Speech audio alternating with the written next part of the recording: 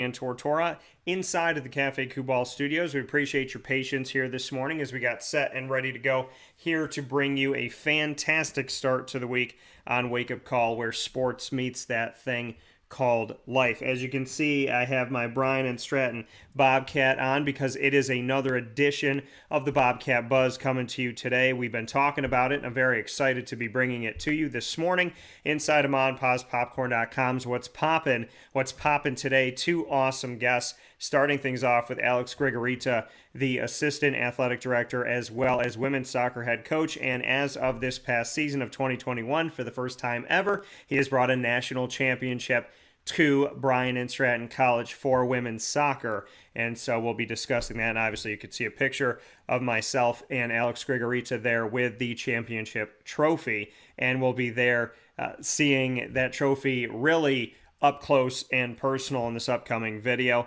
And then in hour number 2, we're going to be joined from New Orleans by Mike Kitts, the longtime NCAA official who officiated multiple Final Fours, is now there watching and seeing this as he is now a coordinator of men's basketball officiating for multiple divisions within the NCAA and multiple conferences. So Mike Kitts on site on location, got to see Coach K's final game, and Coach K and Duke take on rival North Carolina, where North Carolina, an 8 seed, is now heading to the national championship. And before that, he got to see Kansas go up against Villanova as Bill Self and Jay Wright went toe-to-toe. And ultimately, Villanova, who has been dealing with some injury, wasn't at full power. I was hoping they could overcome the hump, but Kansas was just too much. And the Jayhawks are heading to the championship as well. That championship game is being played tonight. And ahead of the championship game being played, we get to talk with Mike Kitts from one of my favorite places, the great city of New Orleans, for the men's national championship. And I want to give a shout out before I go anywhere else to the game that I got to watch last night for Dawn Staley, bringing the only 2 championships that the South Carolina Gamecocks women's basketball team has ever achieved, bringing them both, and within the last 5 years, to South Carolina. So a big shout out to Dawn Staley, an awesome moment and just a great piece of history to watch. And I think they've made 4 Final Fours in the last 7 years under Dawn Staley as well. So big shout out to Gina Oriema, as always, at UConn. And a big time shout out to Dawn Staley in South Carolina for getting 2 chips here in the last 5 years. And just an awesome game it was just great to sit and watch. It was great to see the coverage. It was extended. We got to see them cut down the nets. Over an hour after, I felt like there was like a couple, like after the game, there was just this long coverage. And Dawn got to get on there and speak her mind and speak about the importance of women's sports and women's basketball and empowering people and taking care of each other and being so much more than a coach. And it's so much more than the game of basketball. And, that basketball does so much for us. So she had a phenomenal conversation, and I thought it was incredible. And I was just really happy I got to watch it. So I just wanted to shout out Dawn Staley and wanted to shout out South Carolina. We'll be talking about the women's basketball tournament coming up here this week, but I just wanted to give a shout out on the heels of us seeing South Carolina get their 2nd crown ever. So with that being said, we're going to take a step aside for a fast break. When we spin back around, Alex Grigorita will be joining us from the Cafe Kubal studios. Cafe Kubal here for you on 3501 James Street, 324 West Water Street, 401 South Salina Street, all in Syracuse, as well as inside of Galisanos Children's Hospital in downtown Syracuse, 343 Fayette Street in Manlius, New York, as well as at their drive-through location on the corner of Route 11 and Taft Road at Sweetheart Corners in North Syracuse. So, with that being said, Wake Up Call with Dan Tortora coming back with you for an all-new Bobcat Buzz featuring Alex Grigorita. That happens right here where sports meets life momentarily from inside of the Cafe Kubal studios. Stay with us.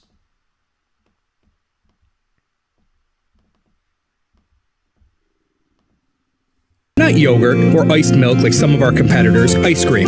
Fresh, by hand, daily. For the calorie conscious, we have something new for you. Our new Carbolite. Same great flavor, creaminess, and texture of our regular ice cream with only 35 calories an ounce. So whether you want an ice cream cake, flying saucer, dasher, carvalanche, hard or soft ice cream, we will satisfy your craving with our fresh, handmade regular or new Carbolite ice cream. Carvel DeWitt. It's what happy tastes like.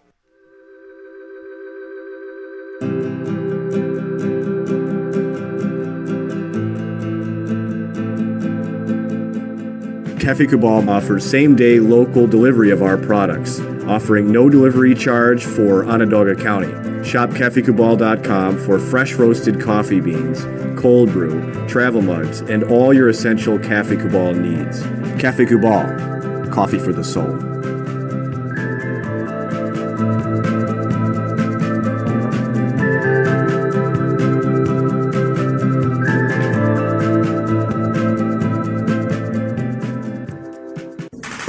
The Wildcat Sports Pub in Camillus, New York is located on 3680 Milton Avenue in the Home Depot Plaza. It is your family-friendly sports bar and restaurant. Folks, some sports bars aren't family-friendly. Some family-friendly restaurants are not sports bars. The Wildcat Sports Pub in Camillus, New York is proud to be both. It is that marriage that you've been looking for years. The Wildcat Sports Pub is your home base for your sports bar and restaurant needs, games for the kids, indoor and outdoor activities, and enough things on the menu to come back every single week and get to try something new. They're open Sundays from noon to 8 p.m., Monday through Wednesday, 11 a.m. to 11 p.m., and Thursday through Saturday from 11 a.m. to midnight. For reservations and party information, call 315-487-2222 for the Wildcat family-friendly sports pub and restaurant.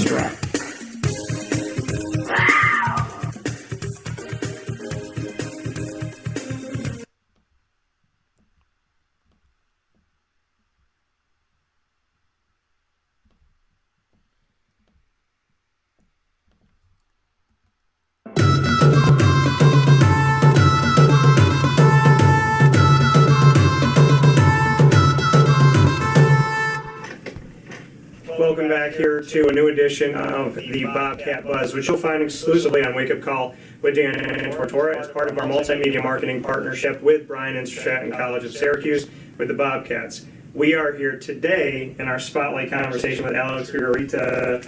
And Alex, good to see you again. Always a pleasure. Thank you for having me. Absolutely, the Assistant Athletics Director here at Bryant Stratton College of Syracuse, and of course, the women's soccer head coach. Yes, I am. And I will tell you that when we set up what is behind us here, Nick was nice enough to put yours in the center. Oh, that's bookended by all of his stuff. That's very kind. You know, it's probably because mine just move this is out. the first one. You know, is the most important one probably. You know, when you have so many of them, it's kind of, you know, it just kind of lose track of counting them and stuff. But mine is definitely special. It's special for all of us. You know, not so much for me. As a coach and our team is definitely special for our college, you know, because it just shows consistency across the board for all the sports, not just for men's soccer, you know, or any other sport, you know, shows that we truly as a college invested, you know, as a college we committed to our athletes and to our coaches and to our programs as well. Yeah, and so I did. When I saw this whole setup, I saw that you were right in the center. So as much as Nick Dmitrievsky, the men's soccer head coach and athletic director here, as much as you guys razz each other, he still did right by you, even by mistake. So I'm going to say he did this on purpose. I hope it's on purpose. I truly believe so. At least I'll take it. You know, I said it was on purpose. You know, so for sure. So tell me, these are elusive. What does it take to win a championship, in your opinion, now that you've done it in 2021? I thought about that question quite often. You know, sometimes I drive to work and I'm like, what did it take for me to win? You know, what was it? What was the golden key, the golden recipe? So because I want to do it again next year, you know, and I'm trying to kind of plan ahead again, you know. And I now that in the middle of recruiting, you know, and I probably a bazillion amount of students that I talk to, you know. And I tell every single one of them, you know, it's one thing to play college soccer and play soccer, you know, as well. Go to school, play soccer. Another thing is to go to school, get your degree, compete for something. And it's totally different thing is to go to school, get your degree, and win a national title. You know, it's absolutely priceless emotion, you know, and priceless memories that we all have and we all built, you know. So now, just kind of moving forward and thinking, what does it take to bring another one of this next year, you know? So I don't think I have the secret. I don't think there is just one thing that we did right this year that helped us, you know. I think it was a complex, you know, it was a structure and our approach as a coaching staff. Obviously, talented players, fantastic recruiting class, so, and obviously hard work on and off the field. But most important, at some point throughout the season, after so many injuries and after so many ups and downs, that we had as a team, as a group, at some point something clicked in us. We felt that here we go, the connection, here we go, the chemistry, finally approached a point that I said we were unstoppable, and I'm not gonna say who we lost again, but we lost a game that we would never ever lose. We never lost in the last 4 years against this team, and it was like a very poor game, poor performance, like very low energy and stuff like that. And I kind of entered the locker room after the game. Yeah. Everyone was expecting that. Here we go. Now we're gonna start. We won't hear the end of it. And I looked at my assistant coaches and I said, if you make the right decisions, we're gonna win the national title. My assistant coaches just looked at me like I had 3 heads, and they like, what he's talking about. We just basically embarrassed ourselves, and the same message was towards the team, like, I'm not upset. It's part of the game. Today you win, tomorrow you lose. We make the right decisions, we will win the national title, And I truly believe that consistent positive reinforcement, believe in each other, believe in themselves, they just kind of bought in the idea, that hey, there is something, we do have a chance, we do have an opportunity, and very first game of the national championship tournament, again, everyone is super excited, a little bit overexcited, like I felt like we weren't there, our game wasn't quite going, well, and I like, here we go again, like we here again, we are, good season, but something it's not going well, so I did have to pull a couple, tricks from my back pocket, that I won't share, those some internal coaches' secrets, that we had to do as a coaching staff and personally myself, but the girls got it, the laser focus, the ability and being available to do whatever it takes, doesn't matter, playing your position, not playing your position, do something that you don't like on the field, do something that will benefit the team. And I always say, playing 5 seconds, 5 minutes the entire game didn't matter for this group. Yeah. They were ready. They had a goal for them, and they were ready to do whatever it takes to achieve this success, to bring this trophy back to Syracuse. And I've traveled quite a few times back to Syracuse after the national championship without this thing in the bus.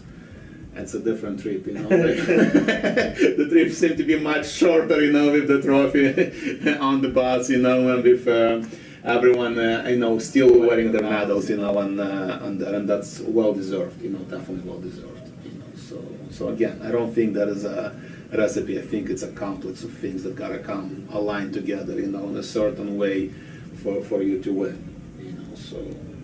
We look at this. So what was the trip like, and did this leave the seat next to you at all during the trip?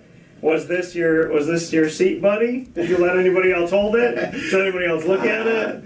That's a great question, to be honest. That's a great question, because I know I had to travel back to my home country, to see my family and to see my mother. And share with everybody your home country. So I'm originally from Moldova, which is a small country in Eastern Europe, so very close to all the heat that is going right now, So I already had my tickets purchased, for literally 2 days after the national title, like without even planning that I'm gonna have such a successful year or something. Not that I wasn't planning. I just kind of trying not to be too optimistic, and just kind of I get it and stuff like that. So I had plane tickets already, scheduled 2 days right after the national championship, thinking that I'll have 2 days to kind of decompress, to relax, and then pack, and then travel overseas, So when it's all happened, you know, it's just like, oh my God, now we gotta plan this, some more celebration. I gotta make sure I thank and I call many coaches and people that, you know, that I work with closely, you know, from my recruiting trips or other colleges or high schools or clubs, you know. Yeah. So it happens so much right there that I barely remember exactly what happened right after the final whistle. I just remember we all ran to the field. I don't know, like who's crying, who's laughing, who's hugging, who. That was something unbelievable, you know. But I don't really remember what the trophy was, you know. So that's a fantastic question. I might have to check the footage, you know, and see exactly what it was, you know. So did I have it or not? I just told them, do not break it. That's the only thing I told them. Do not break this. It's way too valuable, you know. It's a lot of memories. I feel like, and I'll be careful, but I feel like if you go back and you check the film of what you don't remember, I think the bus ride was probably like this. I feel like that was probably the picture, the start and finish of the bus ride. But there is a story with the bus ride overall, because the way the national championship is structured, you have a pool play. yeah, So the winner of the pool play plays the final game. Yeah. So we were fortunate enough to win both of our games against strong teams from Indiana, you know, from Ohio, and then from Indiana, and then from Florida. So then for the final game, which was on a Sunday, I said, like, okay, we have Friday, we'll do a little recovery session, and then Saturday we will have a pre-game practice. So our bus broke down, so we couldn't go to practice, you know. So then I said, like, all right, never mind pre-game practice. We okay, you know, we okay, as long as we have our bus for the final game. Well, the bus wasn't ready either for the final game, so that's the benefit when you have both teams being next to each other and being so close. You know, we had to use the boys team bus, you know, in order to make it to the final game, you know, and actually be there. And then the boys had to come after that. So I said, like, after the games, it doesn't matter, you know, like we can be here a couple more days, you know, like we most important. So yeah, we didn't have a bus for a couple days there at the national championship, you know. So always some kind of stories, always some kind of, you know, adventure that we experienced there. how do you, with everything you have to do to win a national championship, how did you do it amidst life being life? Bus break it down, can't practice. Bus break it down, you got to use the boys' bus so that you can get to the game. Just to get there, little things. And I know you as a coach, as much as you smile a lot, I feel like inside of you were probably having a mini panic attack. So how do you stay focused on the task at hand when jitters are already there and emotions are already high and you're dealing with a broken down bus? You know, and that's a great question, you know. So first of all, that's a very close and friendly work with the campus, with the men's team. Obviously with Nick, you know, we work super close, you know, so we're always willing to help each other. We are, you know, so we spend quite some time, you know, like talking before or after or during and stuff like that. So that's definitely that, you know. Second, even during the season, one person is just not, you can't do everything yourself, you know. So that's why I have a fantastic coaching staff. I have people that are my close friends, you know, like they look at soccer similar way but different way than me, because that's the whole purpose. I don't want people just to tell me yes, yes, yes. I want them to be honest. I want them to truly help me and benefit our program. So my coaching staff is always there to help me, you know, and Coach Kevin and Coach Anthony, you know, so they absolutely unbelievable and help me deal and handle everything, right? But then the team, you know, and my leaders, you know, and not necessarily captains, you know, but leaders, you know, because anybody can be a captain, not anybody can be a true leader and a positive leader, you know, just understanding and, hey, it happens. Mm-hmm. We have to adjust, we have to adjust on the fly, you know, and just, again, don't lose track, you know. So all this kind of together accomplished makes my job easier, you know, because it definitely, it's very fine line between winning or losing your mind or staying, you know, confident and just kind of keep going, you know. So yes, you have that target, you have that goal, but from day one I always told the girls, you know, let's focus on the process. Let's focus on the process, and the final result will come, you know. know. So, and I think that believing that we did everything well and did everything right throughout the season, you know, with our process, it will get us there. Alex Grigorita here with us, the women's soccer head coach at Bryant Stratton College of Syracuse for the Bobcats, and assistant athletic director here with myself, Dan Tortora, inside of this edition of Bobcat Buzz. So you said, and I respect, you're not going to give your secret sauce on how you do what you do. How do you lose a game to a team that you don't typically lose to go back to that? How do you stay calm and say, hey, we're going to be fine, we know what we need to do, this happens? How did you stay calm in that moment first? And then secondly, why did you believe this team had it, even in that moment? Right, absolutely. No matter what, we always got to remember it's just a game. It's just a game. It's not necessarily about winning or losing. You know, I coach my daughter's team. She's 8 years old, and sometimes we win 8-0, 10-0. Sometimes we lose 10-0 at 8-0. And I'm big fan of we shouldn't be even keeping the score at that age.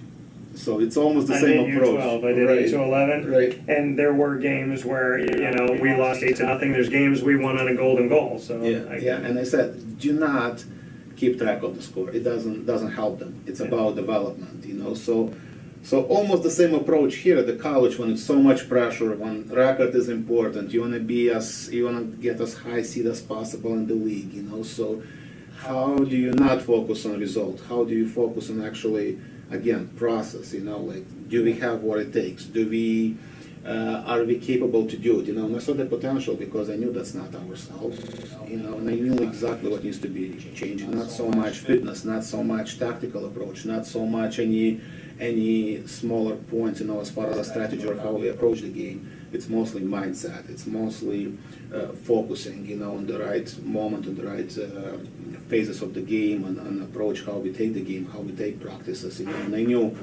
we can flip that switch. We can push the right buttons, you know, and put the right leaders, you know, to work and get them to help us and be our extension, you know, because coaches are on the sideline. I mean, you do your work as much as you want. They go on the field. That's all.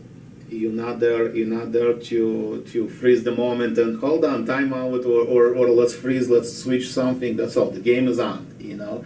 There is very little, although I believe in game management and you can adjust on the fly, but it's not crucial, you know. Like, now the players take the lead, and I truly believe that our players just they knew that they can do better than that, and they said, okay, this is the time when we can switch, you know. All they needed from me, it's a little bit positive reinforcement and a little bit more support instead of just bringing them even lower down. You are talking about having this incredible amount of faith in your players. Yeah.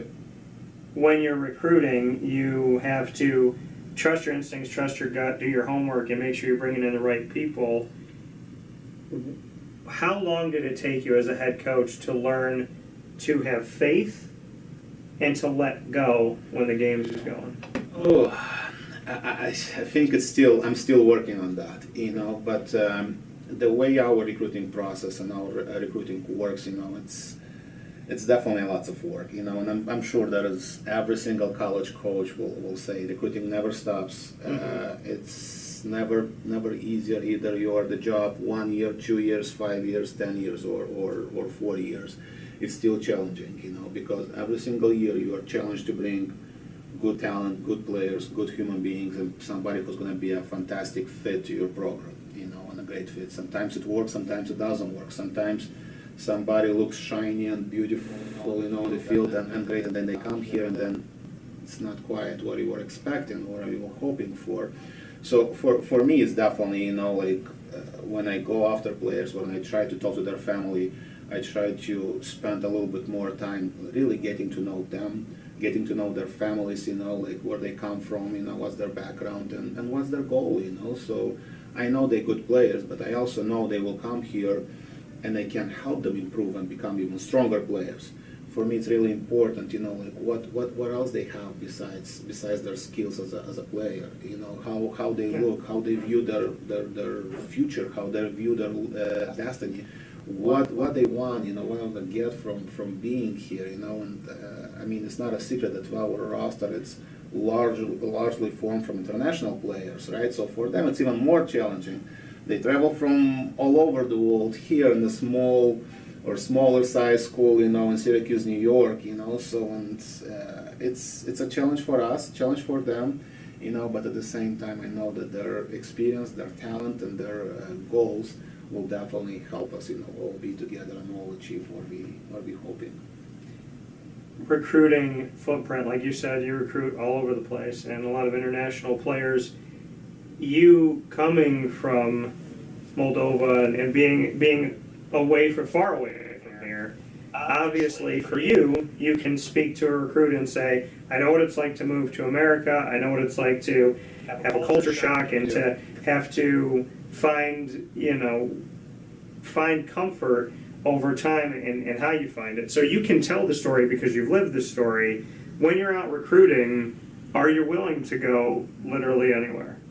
I think their action speaks actually way louder, because we literally go anywhere, I travel to Caribbeans, I travel for one student, I can travel all the way in any state, and it's nothing is gonna stop me, and I think we have a kind of approach a little bit, just you never know where they're gonna come from. So if somebody calls me tomorrow or tells me tomorrow or I see something tomorrow and it's all the way in, I don't know, like in Delhi or Palenville or Catskills or Hunter or even more south somewhere, I'll most likely be there. I'll be there because just as much time I'm trying to help, and I volunteer in the community, in the local community in Syracuse area, and I put a lot of time working with Syracuse public school coaches, like soccer coaches, like to provide an opportunity to the local kids and local girls, like telling them and showing them, hey, there is next step. There is an opportunity in hometown and still be successful here and go to college and play soccer. Same approach, we are trying to go somewhere else, and try to establish a little community and try to establish a little bit more by telling them, hey, there is a chance. Don't put your hopes, like, oh, I'm not good enough or stuff. You just gotta find the right fit and really truly believe in yourself and obviously be willing to put the work in. That's basically the secret. Like I always laugh. I never was the most talented player when I played, and I actually played for Nike. So, but just having someone who was willing to help me and willing to show me and have the patience, to work with me, and obviously the hard work to put the hard work in, like that's the key of success. It's just kind of you can work hard, but you also get even more lucky if you have somebody there to help you and to guide you throughout the process. So you learn not from your mistakes, you learn from someone else's mistakes.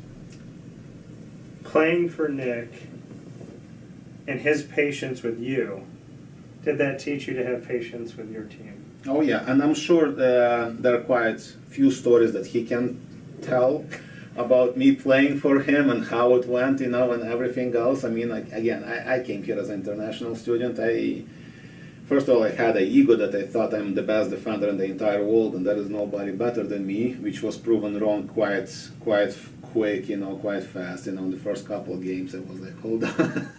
Hold on, something is not working here, but then just not being afraid to change, I guess, be open-minded and change my game, change my approach, to practices, to after practices and recovery, obviously your schedule, and stuff like that, and again, there are very few coaches who can look at a player and tell exactly what's wrong and what needs to happen in order to get you to the next level. We always talk about complete player, and I talk to many coaches, and I hear this not so often anymore. Complete player. Somebody likes a team player. Somebody likes a physical player. Somebody likes a skillful player. We like a complete player. And if it's not a complete player, we try to make them complete players. So we try to make them equally good and defending, attacking, being comfortable on the ball, having the tactical knowledge, to cover a certain position or certain spot, because we know that's going to help them, make them more enjoying the game, and that's going to help us as a program, as a coaching staff, So and goes back to like Nick is a great motivator as far as after 20-something years he still goes all over the place to recruit the best talent. Well, he can do it, I can do it, and we pass to our basketball coaches and the baseball coach, obviously, and esports, coach as well, so it's a good kind of, success story and a mentor, to follow, that's for sure. But then again, gaining that knowledge from him as far as how to develop players, because obviously I'm the one who had the honor, and the privilege, to learn from him. I'm trying to do the same thing with my players, and kind of help them to get to the next level. And I always say, Coach, well, I'm going to get to a certain level that I'm going to be transferring somewhere else after 2 years. I'm like, I'll be more than happy. Like, what do you mean? Like, I'll be more than happy because what's good for you is good for me, And I think that true, genuine approach, really helps us, here as a program, as a college, and as a coaching staff as well, do what's good for our students, so and put their needs kind of, first, and I know for sure it's going to come back 10 times more to us. That coming here from Alex Grigorita, the assistant AD as well as women's soccer head coach at Bryant Stratton College of Syracuse. Myself, Dan Tortora, here in this edition of the Bobcat Buzz. Before I let you go, and I mean, I have to ask you this probably above everything, because I appreciate it. My grandmother, G-Mama, that I called her, up in heaven now, lived to be almost 101. And I asked her why she was always positive. And she said, what's the alternative? So you're always smiling, you look happy to meet people, and you always look happy to make good connections. What is behind the smile? Are you truly that happy of a person? And two, why do you take a positive approach in a world that is so negative? First, I am truly a positive person, and I mean, I wake up in the morning, I see my family, I see my beautiful daughter, that is always happy and always, there. Can we shout her out? What's her name? Yes, her name is Damiana, she's 8.5. She wouldn't let me say just 8, she would say 8.5 years old. So she plays soccer, obviously, for, and she does gymnastics, so, and see her positive approach in the morning, every single morning, you understand. Hey, they're young, they're kids, and they always smile, they're always positive, why can't we be? We should be told all the time, same thing, like I have a great support, from my wife, Sarah, who is always there for me, and having that support, and coming home, they already know, all right, Daddy had a bad game, or Daddy had a bad practice or something, and just don't ask really many questions.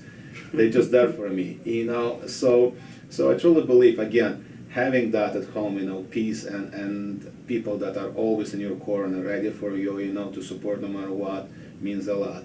Coming here, and again, having a fantastic coaching staff, people that I work with, having the support from Sue, who is our market director, as well, and from the senior management of the college, gives us no reason to be negative about. Yeah, we have a little bit, ups and downs, just like any coach, any program, any person, but when you look at the bigger picture, you just understand, like, it's not that bad, like, yeah. we good, let's try to focus, what we have and what's good, and I choose to focus on what's good and what's positive over choosing what's negative, and it doesn't work, let's try to fix it.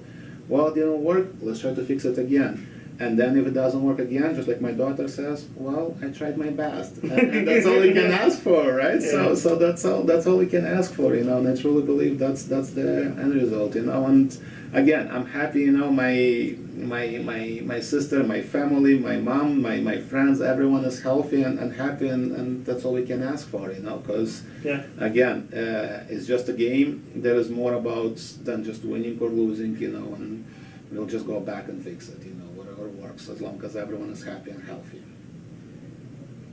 You speak on that, and I respect all of that positivity. You also made mention that Moldova is close to what's going on right now.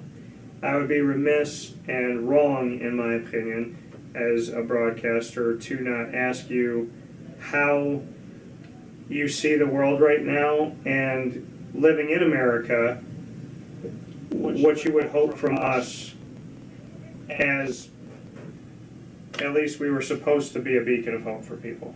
That's sad. That's sad because to stay away from politics and stay away from everything else, simple people are suffering.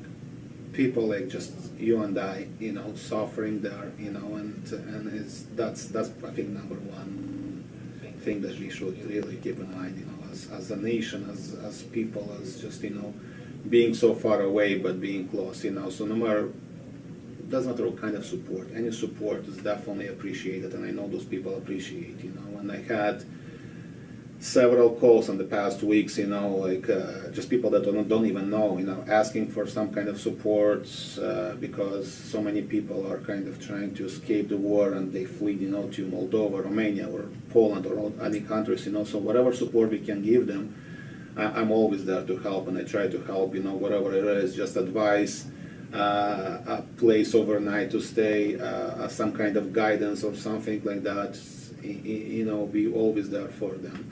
I think, and I have family on both sides of the wall, and I have friends that live in Russia, live in Ukraine, right? So, and I think, again, despite the politics and the opinions and stuff like that, simple people are suffering, kids are suffering, children are suffering, so this definitely has got to stop, and we I think it's our diligence, and we have to do whatever we can to support those people and to have this all stopped, so because it's sad to see kids crying. It's sad to see parents crying, because they have to let their kids go, and they have to stay there and defend their homeland. It's also sad to see that kids that are unprepared and that don't really want to fight have to go there and fight, and again, for a nation, because I was born in Soviet Union, right, back in 80s, the country that collapsed in 90. We were brothers and sisters. We were a big nation, happy nation. The destiny turned that we went different paths, and each country went different paths, but we're still brothers and sisters because we have the same blood. So now it's almost a brother is killing another brother, and family is killing family, or family is attacking family. And I know it's not by choice or anything else, and again, stay away from politics. The end result is people that have absolutely no business with all of this are suffering and losing their homes and losing their hope for the future, and kids that have nothing, and that's sad. I think that should be a main focus. Focus not on it's good in your agenda or in their agenda as a politicians, as leaders of the country. Focus on people, because that's what most important. And that's what's going to stay in the history, And I appreciate that. I think what we have to learn as parties divide, state lines divide, whatever people want to put as a division, but we are all people. There was a time where this world was one giant continent. Yeah. There was a time where we were all brothers and sisters, and we still are. And I think, for me, I have a strong faith, and so for me, I don't apologize in talking about God. God, seeing anybody suffer, one person's too many. And so when you said, simple people are suffering, I think you put it so clear that if one person is hurting, we should all feel that pain. And I feel like we live in a world that claims that we care about everybody, but when push comes to shove, how many of us will act on that care? And I think that it's time that we start acting on it, providing a home to sleep, providing whatever we could do, a phone call to make, because if not for the generous and good people in Luxembourg, in the German area and all of that in Europe, if not for the people in Luxembourg, which I didn't tell you the story, my great-uncle Pat would not be alive today, as well as one of the members that were in the Air Force with him, and so many people. If not for that family in Luxembourg that stood up to Nazi Germany at the time, my great-uncle Pat would not be here, and multiple generations at this point would not have existed, and they decided to be a home, to be a sanctuary, provide safety, and hid him, which was against every law that Nazi Germany had. So, to me, I am a proud family member of, if there wasn't a good person somewhere in the world, millions of miles away, my family would be drastically different today. Absolutely, absolutely, and I always talk about that, So I came here, I moved here to the United States, and I had no friends, no family here, nobody, and I have very random people, people that I didn't know before, help me, guide me, throughout my kind of journey, like all the time, So I think you just kind of go back and return the favor, and do the same, but not because you have to, because that's what you truly should feel, Why did you come here? Was kind of, you have periods in your lifetime, at some point that something is cool to do. Oh, look, everyone is buying this kind of shoes, I'm going to go buy them too. So when I was kind of in my country, it was a cool thing to go to the United States over summer. Yeah. Experience, have a fantastic experience, see what the state's about, we had no clue, we were young, and America sounds great, so stuff like that. So come here over summer, make some money, go back. That was my approach to it, like, everyone is going, one of my friends is going, that friend is going, I was like, I gotta go too, so I was on the verge to move from youth soccer and semi-professional soccer to a pro soccer in my country, and like, who needs pro soccer? I'll just go explore. I'll just go exploring at the States, So I came here, and nobody believed, everyone thought that, okay, I'm gonna just come here, see how hard it is, see how challenging it is, and just gonna run right back home and be there, and enjoy my life, probably sign a pro contract or something like that.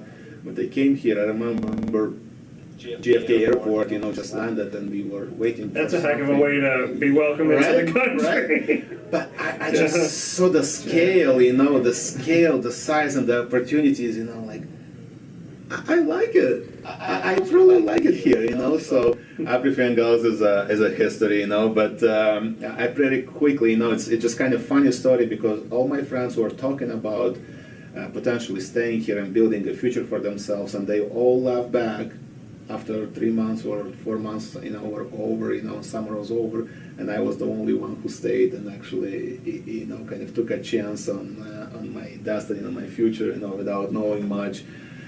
To go to college, play college soccer here, and like I said, and then the rest is kind of history, But yeah, it was a joke. It was a fun event for me just to go to explore, like, and Little let's did do you it. know. Yeah, little did I know, So 12 years later, so I'm still here.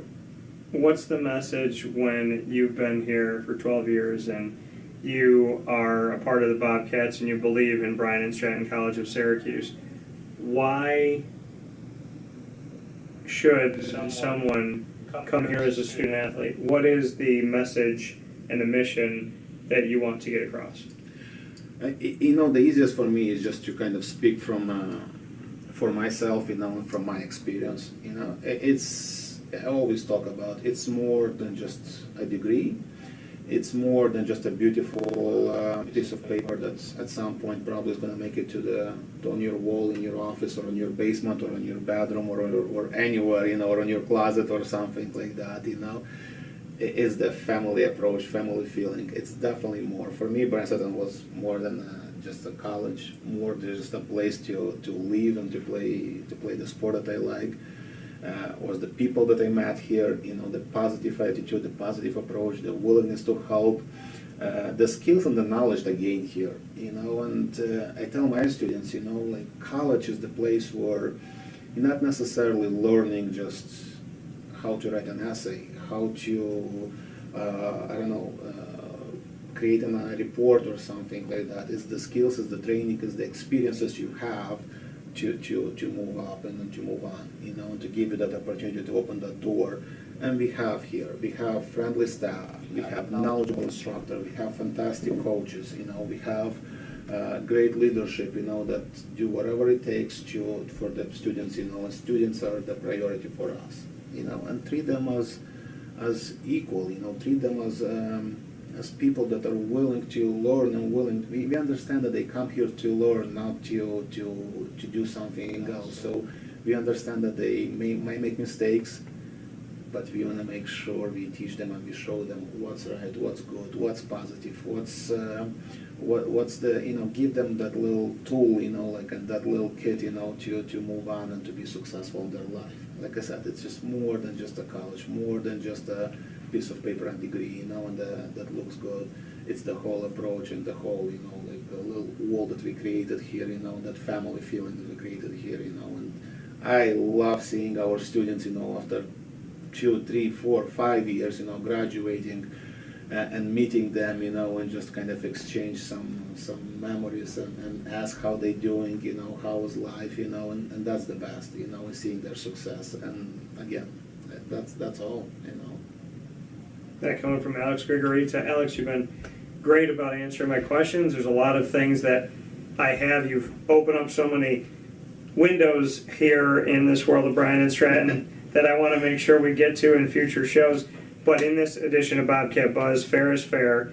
So we've done this before, but now you get to do this with me, and I'm not putting you on the hot seat. You can ask me any 2 questions in rapid fire, and I have to answer them. You gotta give me heads up on those, like you always. What about putting me on the hot seat? I know, but I truly wish I would have some challenging questions, about you and stuff like that, All right, very simple one. Very first meeting, happens to me all the time. Could you understand what I'm saying or not? Yes.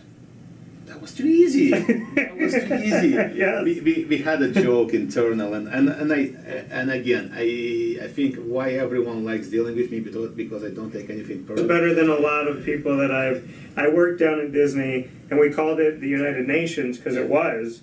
And I worked with a lot of people from Brazil, worked with people from Mexico, and a lot of different places. There are people that are very hard to understand, Right. And there are people with maybe a limited vocabulary. Of all and I could say this isn't like, oh, I grew up in Syracuse and I've only talked to people that speak English, like, that were born here. I can honestly tell you I've been exposed to a lot of different people from a lot of different places who are learning English, and I never had to worry about understanding you as compared to some people that were a challenge, for sure. That's interesting. And just to kind of, again, when I moved to the United States, I spoke absolutely no English. So 12 years ago, I was absolutely clueless, and I remember learning words, and just like everyone else, I learned on the streets, and then coming to college, just absolutely had to tear everything down and start over, and stuff like that. Well, the second question would be name 5 soccer clubs from Europe. Oh gosh, 5 soccer clubs from Europe. So there's AC Milan. Okay. So there is FC Barcelona. There is Manchester United, Manchester City, Chelsea, Liverpool. Okay, that was easy. I should have next time. I'll give you a little bit more challenging. A little bit more challenging. I had to name Spain and Italy because that's my heritage. So I had to shout them out first. Good. But I know that there's a very big difference between Manchester United and Manchester City. People, I get a little crazy over that. Chelsea and Liverpool. I heard that it's very, and I know in Europe, people are very, very vibrant about it. But is it true that England that their fans are like so heated? They are, but if you really watch English Premier League, right? Yeah. You don't see any fences there, right? So it's literally from players and to the fans. It's like, I don't know, it's like 2 yards or something like that. They don't put any barriers, they don't put any hurdles, they don't put any fences, They hit it, but they're respectful. They're respectful to the game, to the officials, to everyone. And no matter what's the score, good or bad, they're gonna behave, and they're gonna, definitely control themselves, like comparing to other countries, Man United and Man City, that's we can talk and make probably a whole show on those two clubs, and I'm a true fan of one of them. Okay, you're not going to tell us. So I'm a big fan of Manchester United, Okay. a huge fan. Yeah. And the reason why, because I think Manchester United came with kind of consistent tradition, throughout the years and being so successful, and then Man City came because, again, a huge investment from rich people, and rich owners, and definitely hired the best coaches or the best, brought the best players, so they truly think it's kind of not real. Their success is not real, which I kind of disagree, because if you look the coaches, and they have probably one of the best coaches in the world, Pep Guardiola, who everyone is trying to copy from and learn from, but nobody is really successful, as successful as he is, and we only can admire, his knowledge and his approach and how he coaches, so, and have the respect towards this guy, and how he sees soccer, and it's absolutely unbelievable, and it's fantastic, so I wish I would have his knowledge and his ability to coach, It just definitely respect, and you gotta respect their work and success, and it just makes it more challenging for Man United, fans and players and leadership, to try to match it and try to compete against it, So that's kind of a short summary, like Man United, Man City, So Yeah, and I appreciate that very much. So with that being said, I was going to put you on the hot seat, but I won't. I'll do it next time. Alex Grigorita, assistant AD, as well as women's soccer head coach at Bryant Stratton College here in Syracuse with the Bobcats, myself, Dan Tortora. This has been another edition of Bobcat Buzz. You will find exclusive content in our multimedia marketing partnership with Bryant Stratton College of Syracuse with the Bobcats. For now, I'm happy to be only the second person that Alex Grigorita has ever let touch this besides himself. Thanks, Alex. I appreciate it. Thank you. Thank you for your time, Dan. It's always a pleasure. And, maybe next year I'll bring another one, when we'll expose one somewhere in your studio or something like that. I'm going to hold you to that. I'll take this one because my favorite number is 21, so I'll take this one. Here we go. Thank you so much.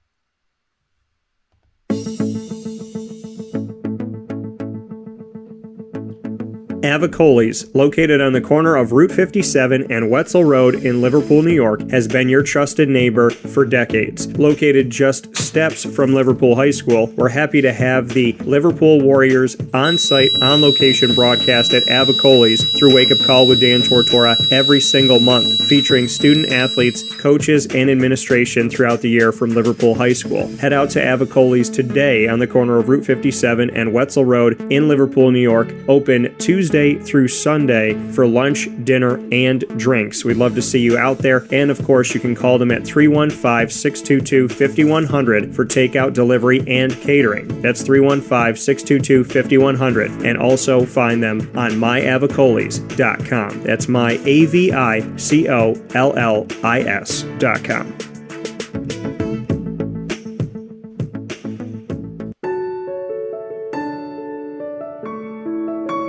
Having peace of mind when you're out of town that your furry-loving friend is safe and sound means taking them to Canine Campground, because we all know that when it comes to the love of our pets, it goes well beyond the call of duty to make sure they're safe and sound. Right, Lily?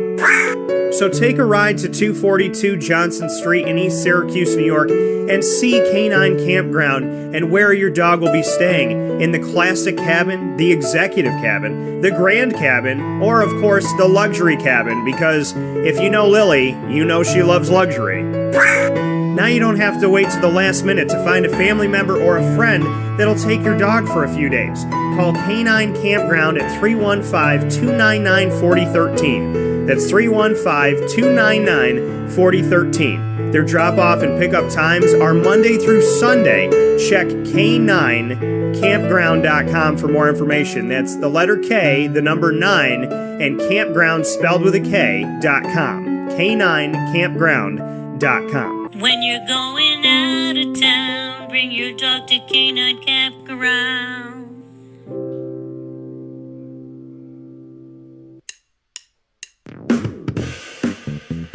PB&J's Lunchbox, the food truck that you love finding all throughout central and upstate New York, now has a street-side cafe. So when you're craving their traditional favorites as well as their out-of-box amazing menu items, you can now head to 663 Old Liverpool Road in Liverpool, New York. Located just minutes from the highway, the Thruway, Destiny USA, and Onondaga Lake Parkway, PB&J's Lunchbox Street-Side Cafe is there for you Monday through Saturday from 9 a.m. to 7 p.m., serving breakfast, lunch, and dinner all throughout the day. Get breakfast for dinner, dinner for lunch, whatever you fancy, including their award-winning grilled peanut butter and jelly sandwich. Find them at 663 Old Liverpool Road in Liverpool, New York. PB&J's Lunchbox, where we love to know what's in your lunchbox.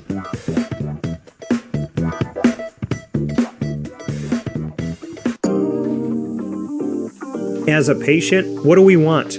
To be cared for, to be listened to, and to have someone walk us through the process on our path to victory. Victory Sports Medicine and Orthopedics does all of those things beautifully, with Dr. Mark Petropoli leading the team on 791 West Genesee Street in Skaneateles, New York, located minutes from beautiful Skaneateles Lake. Whatever your injury may be from head to toe, preventative care, rehab, physical therapy, laser therapy, and surgery are all available at Victory Sports Medicine and Orthopedics, where they care about us, they listen to us, and they understand that everyone's path to victory is a little bit different. Let them help you on yours by calling 315-685-7544 to make your appointment today. That's 315-685-7544. And find out more information at victorysportsmedicine.com.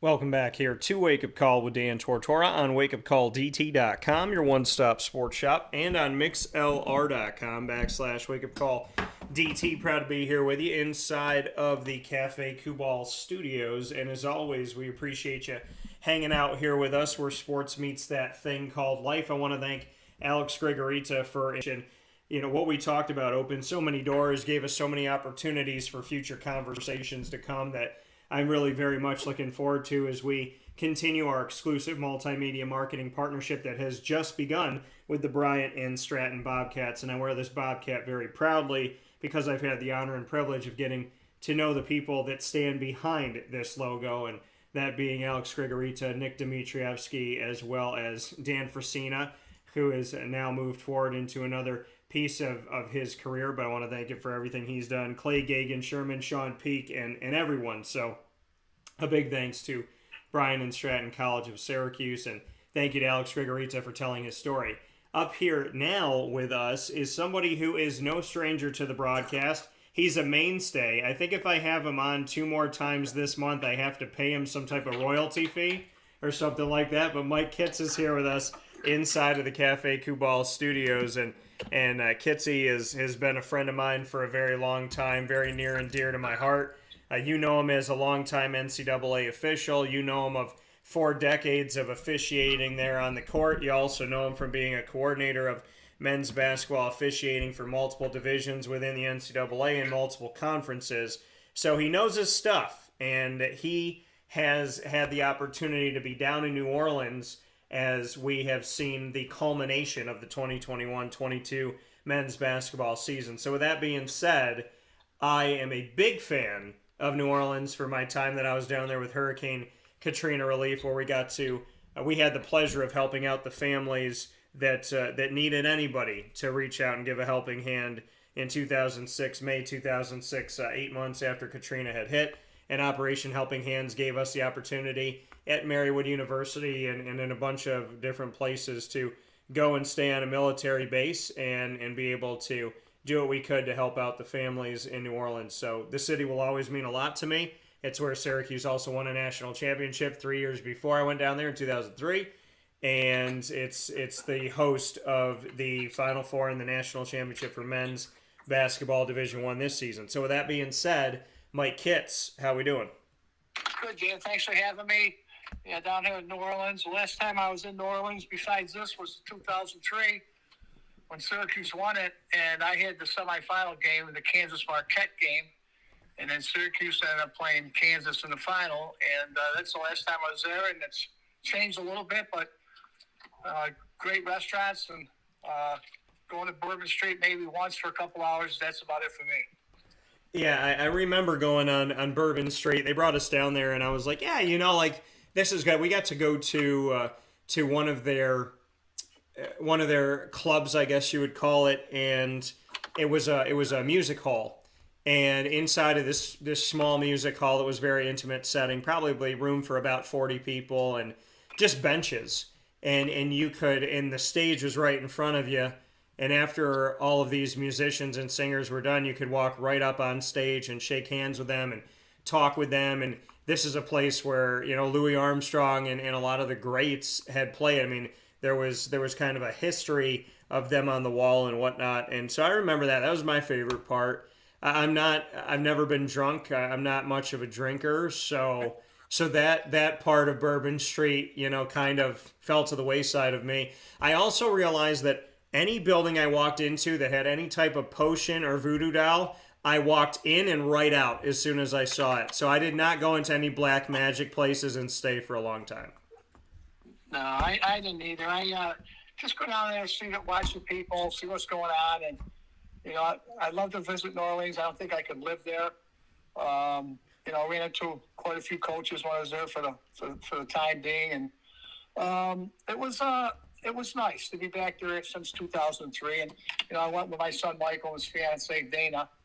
And they had a good time. It was Dana's birthday, April 1st. We went out to dinner. And who's at dinner across from us was Bruce Pearl and his staff of coaches, and talked to him for a while. So it was a nice place to go to, and ran into Bruce, who I haven't seen in a while. So it worked out good. So how is life with Bruce Pearl, former Tennessee, now Auburn Tiger head coach? What was that like? He's kind of a energetic guy. His son's on the coaching staff with him, who I refereed when he played at Tennessee for Bruce.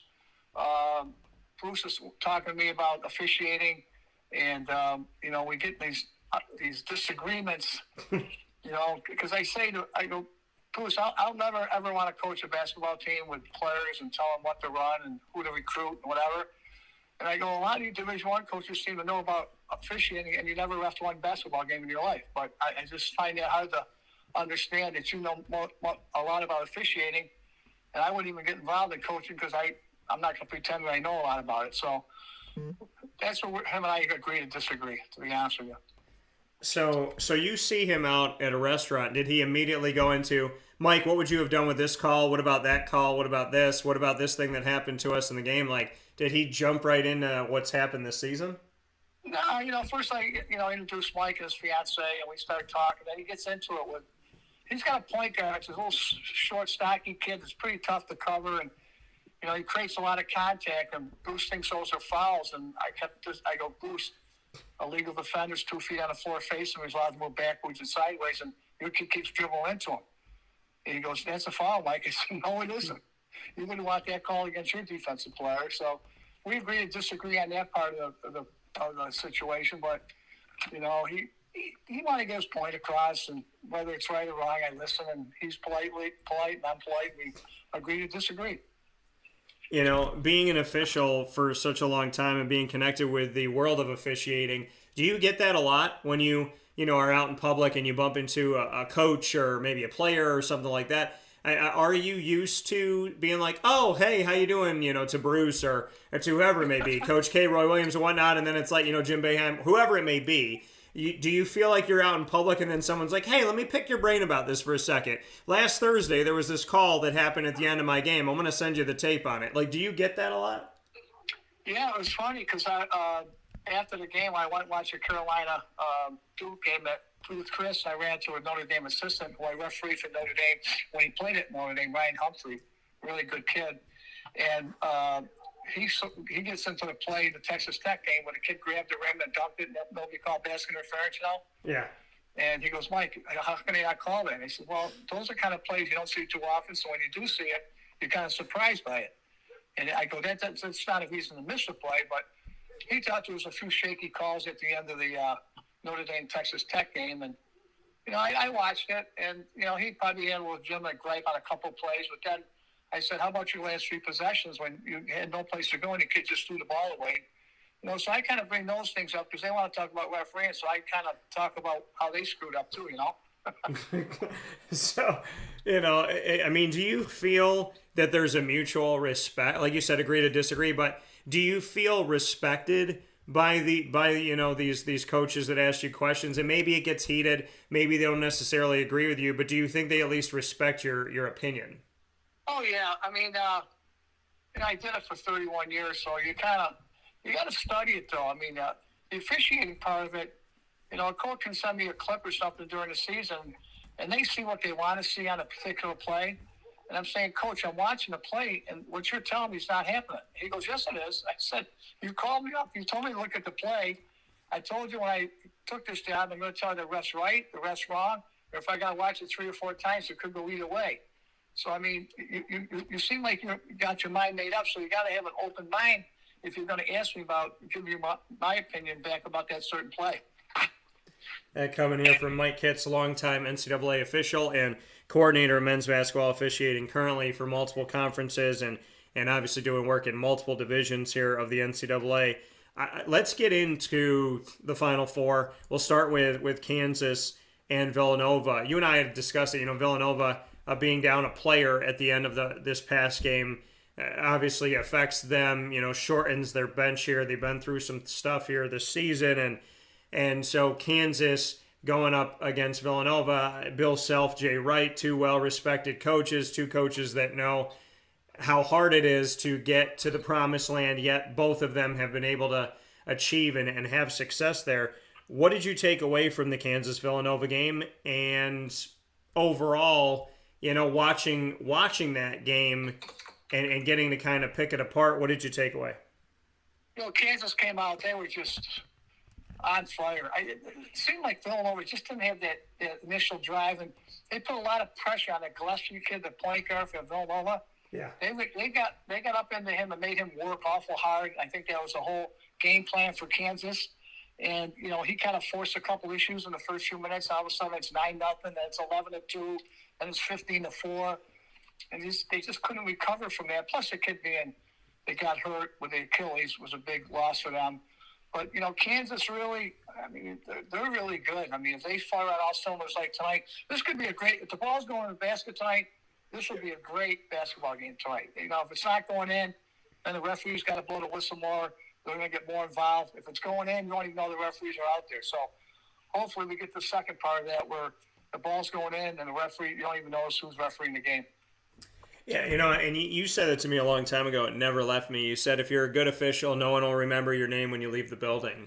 How has the officiating been, in your opinion, as it's very difficult to get to the Final Four in the championship game? You know that as an official that got to do that. So how do you feel the officiating has gotten as we have gotten closer and closer to the national championship? Have the right officials been advancing forward in their own bracket, so to speak? As we've discussed that, as the bracket continues to get closer and closer from the, first 4 to the round of 64, the round of 32, Sweet 16, Elite 8, Final Four championship, all the way through that, as that's happening in real time, the officiating in those games is being, picked apart and criticized and constructively looked at and trying to find the right officials to advance forward. So how has the officiating done, in your opinion, as the tournament has evolved this year?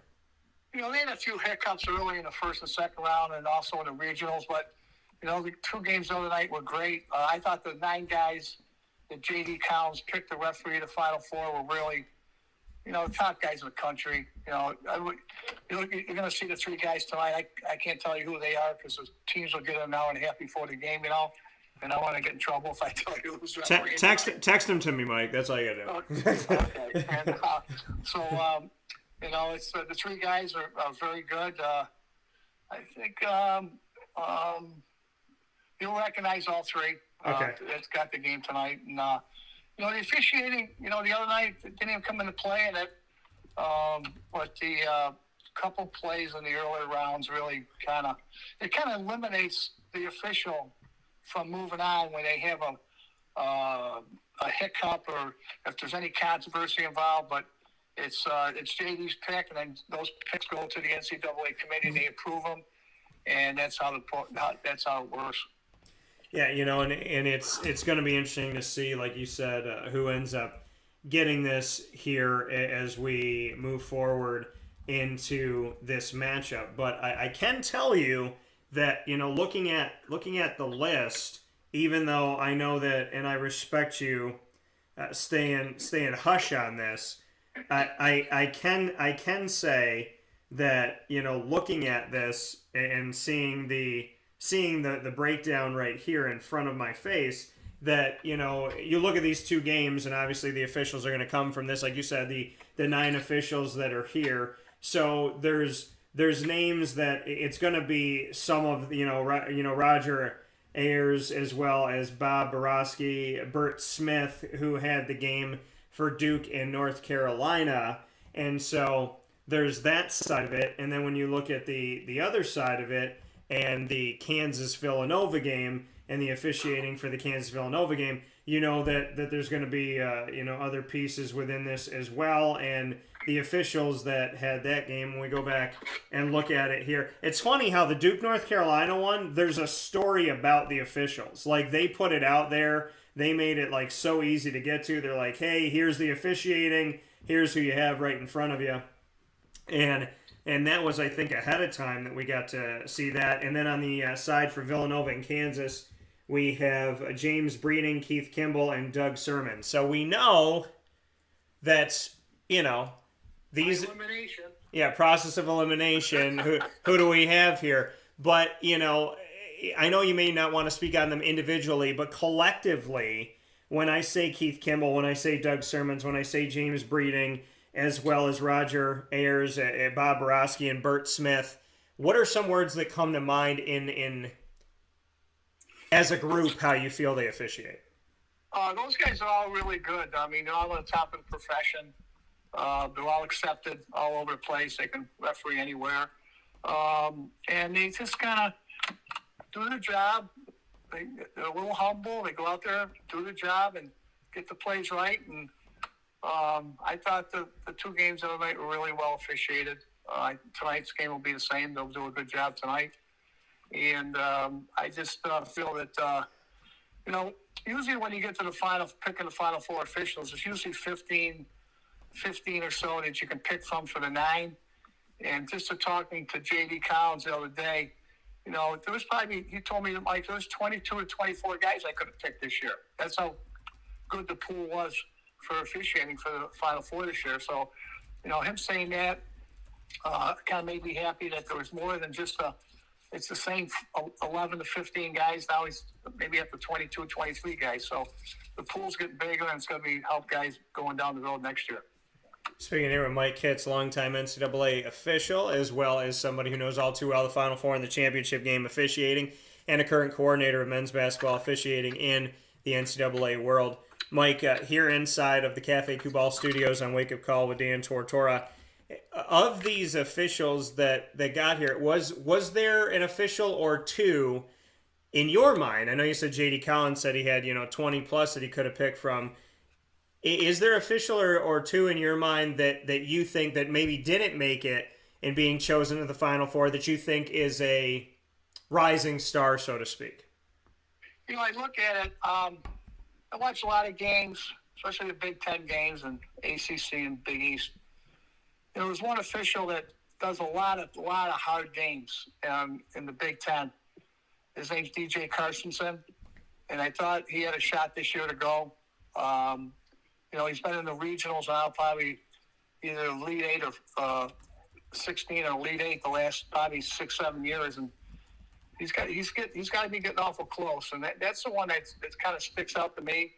That the job he does, stays out of controversy, never has a problem, and I really think that he deserves to get there someday, and hopefully that they see the same thing I see sometime. So DJ Carstensen, I like that shout out here. What is it about how he? I know you said a few things there, but is there anything specific he did this season, or maybe a call or two that you thought was really close that you just felt like he handled well? No, he's just got a steady thing about himself, his personality. He never too high, never too low.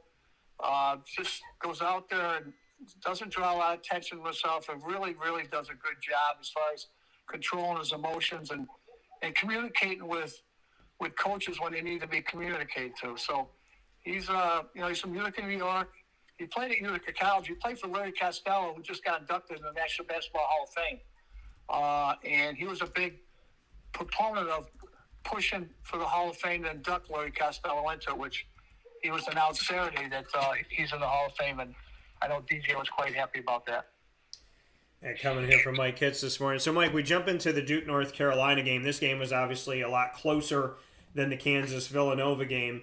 Your takeaways from Duke and North Carolina, and just your overall thought about this. I mean, you obviously have been in the officiating world, like I said, for a long time. So, Roy Williams, Dean Smith, Coach K, now Hubert Davis. You have seen the world of Duke and North Carolina. So what was this one like in your opinion? And I would imagine that you weren't surprised that it came down to just a couple possessions. No, it's funny. I saw Carolina because I assigned the Basketball Hall of Fame tournament at Mohegan Sun back in November. And it was Carolina, Purdue, Tennessee. I can't remember the 14 for whatever reason. But Purdue, by far, was the best team back then.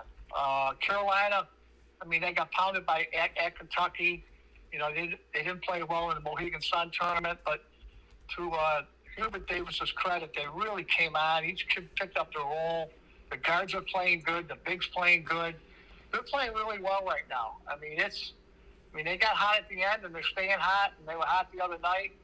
And it came down with a couple possessions. That kid Love, I think his name, hit that three-pointer, kid right in his face. Yeah. And then big kid for Duke misses a one-on-one, which is huge. And it just when those kind of plays come down to like one or two key shots or one or two key defensive plays and getting a rebound, and it's typical Duke Carolina game. One or two possessions, and the team who makes the plays at the end and wins. The other team loses. And you bring up Love. It seems like that's all he's been doing this season, especially lately, is hit big-time shots. In the overtime game against Syracuse in Chapel Hill that Syracuse almost pulled off the victory, and that Love was the one that hit the shot. You look at, other moments in the NCAA tournament, and Love is the one that hit the shot. He just seems like the name that you call out multiple times in these really big-time situations, and he only seems to be getting better. So I know you made mention of, hey, if Kansas came out firing against Villanova, we know that Caleb Love and Carolina can get after it. Do you imagine that maybe this could be an 80s game, a 90s game? We've seen some tournaments that, NCAA tournaments for men's basketball that ended in the 50s and the 40s, very close. I remember a UCLA one a few years back where it was like 54 was like the high score. And, we know Butler and what they have done in the tournament before when they were keeping teams in the low to mid 50s. So how do you see this one based on how these teams are playing right now? Could we see a game where we get into the 90s, maybe the 80s in this one? I think it could. I hope it does for the fans' sake and for everybody watching. But you can see what Kansas did the other night with the point guard Gillespie for Villanova. Yeah.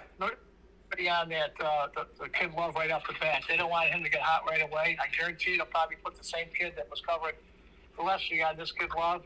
Make sure he doesn't get hot. But they got other guys too, and Kansas for sure they got a lot of good shooters. The other night there was a big matchup problem with Villanova's big against the big kid McCormick from Kansas. They had nobody to cover that guy down low, which was a big problem for Villanova. But it's going to be, again, as a referee going into this game tonight, I would think, my thinking would be, if the ball's going to basket, we're going to let the kids play, not get involved. We don't need to get involved. But if it's not going in, then you got decisions being made on rebounding fouls. Was a push, or did the guy get clean rebound? So it's gonna. If it's not going in, the refs are gonna have to blow the whistle more. You're gonna recognize them more. If the ball's going in the basket, you won't even know they're out there.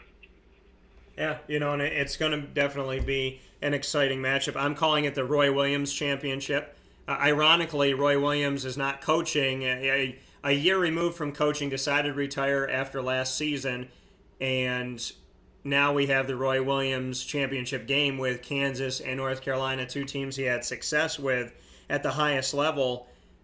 What do you think about that side of it? You know, the fact that Roy Williams is no longer coaching North Carolina, and that Hubert Davis in his first season as obviously an alum of the Tar Heels and a longtime assistant coach to Roy Williams. What's your take on the fact that Hubert Davis in his first season as a head coach has led this North Carolina Tar Heels team to the promised land with an opportunity to win a championship? Yeah, I think it's great. You can see even the pictures on TV about Roy Williams, how happy he was for the team, cheering him on and everything in New Orleans. And then he was also at Mohegan Sun when they were back there in November. And I chatted with him for a while back in November. And he's enjoying retirement. He's very supportive of Hubert Davis and the team. You know, I asked him, you know, is there any things that Hubert does that you would like to do better? He goes, Mike, he's the coach. It's his situation. It's his decision to make what he wants to do and how he wants to do it. And from what he's done from November to now with this team, it's been a remarkable coaching job, I think. You know, and it's funny because Roy Williams said that he retired, yet you just made mention of the fact, like, he goes to all the games. So, you know, I mean, he doesn't have to worry about the stress of coaching, but he's been out there. Coach K being in this rivalry for a very long time with Duke and North Carolina, and really making this such a real deep rivalry over all these years. To know that North Carolina took him out twice this season and beat him at home at Cameron Indoor in the regular season finale and closed the door on Coach K at Cameron on the day where he's getting honored, on the day where they're remembering his legacy and everything that he's done. North Carolina comes in and defeats him on a day that there's a ceremony for him and an appreciation moment for him and all these festivities set up for them to win that game, and that's how he ends his time at Cameron, and then to have a chance at another national championship in his swan song and have them end that again and in the Final Four, and historically in the first time Duke and North Carolina ever met in the tournament, which I still think is crazy. To know that that happened twice and that the rival of Duke ended big moments in such an exclamation point of a way, what does that do to the rivalry, and what does that do to the legacy already of Hubert Davis, that Coach K's ceremony is abrupted by a loss there at Cameron Indoor, and then his final season was not ended on his terms, it was ended on Hubert Davis and North Carolina's terms. What does that do for the Hubert Davis legacy? I think it's huge. They're talking about just what we're talking about right now. They're talking about that on ESPN today, where, you know, he gets beat in his final game at Cameron. He gets beat in the tournament. Now Carolina wins tonight. Man, that's huge. Between the two losses and Hubert Davis' first year as a coach, wins the national championship, and I think that gives him 7 if he wins tonight. Duke would have 5, I think. But it's you know, the legacy is still there with Coach K. He's done an unbelievable job. He's a very competitive person. It's got to be eating at him that he lost at home to Carolina and lost in the tournament. It's gotta hit him pretty hard because he's a very competitive guy, and to do that, to lose that, especially if Carolina wins tonight too, wins the national championship, that's gigantic. Yeah, you know, and I mean, this rivalry for you as an official, what's that been like for you to experience over time, rivalries like Duke and North Carolina from the officiating point of view? It was always a big game when he had that game. Nothing different than having Kentucky, Indiana, Notre Dame, Indiana. I mean, those are big games. But I think Duke, Carolina, as I said on TV last week, it's probably the biggest sports rivalry ever between football, basketball, whatever other sport you want to talk about. It's just 8 miles apart between the schools, and and when it comes down to it, you couldn't have had 4 better teams in the Final Four with the Kansas, Villanova, Carolina, and Duke. I mean, this is something that the NCAA would love to put down, and it came out that way, and they got to be ecstatic that it's worked out the way it has. Yeah, for Coach K's history and his legacy as an official, how do you view your relationship with Coach K, and what can you say about moments around him and obviously seeing him in real time live his legacy? He was very competitive when I left his games. I didn't have a lot of conversation with him because I think he's smarter than I am. So something that I said, take it out of context.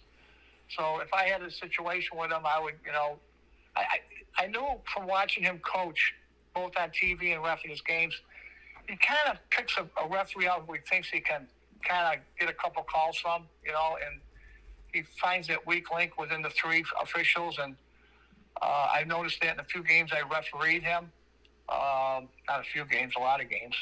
But he's very calculating.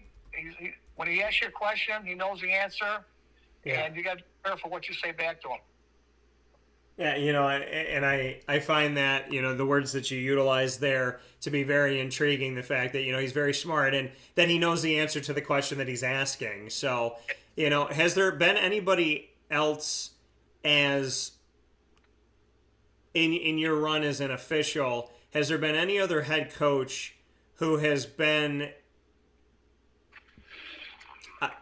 I want to find the right word. I don't want to say as not in an overbearing way, but with a personality and someone who is very confident and very like you need to know the rule book because he's going to study the rule book to know it better than you do. Has there been any other head coach besides Coach K in your time of officiating that you feel like has been more of a larger personality on the court and someone who's been more of a challenger to you than Coach K? No, he's probably one of the toughest guys that you have to deal with for 2 hours when you're officiating his games. You got to be on top of things.